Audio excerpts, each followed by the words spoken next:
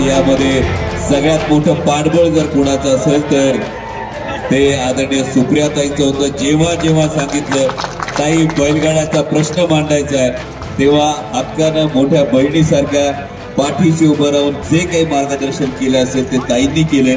आणि ही केवळ परंपरा नाही, हे देशी गोवंशाचं रक्षण आहे, त्याचबरोबर एक ग्रामीण अर्थकारणाला चालना देणारी गोष्ट आहे आणि एक स्वप्न आहे जे तुमच्या सगळ्यांच्या साथीने बघायचंय।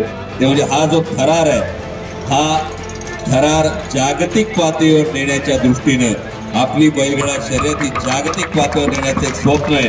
हे स्वप्न होत असताना इतकं शानदार आयोजन जे आपण खासदार केसरीचं केलं त्याबद्दल तुमचं सर्वांचं मनापासून अभिनंदन करतो आणि याच पद्धतीनं यापुढेही या स्पर्धा हा खरा अनुभवायला मिळत राहील अशी अपेक्षा व्यक्त करतो।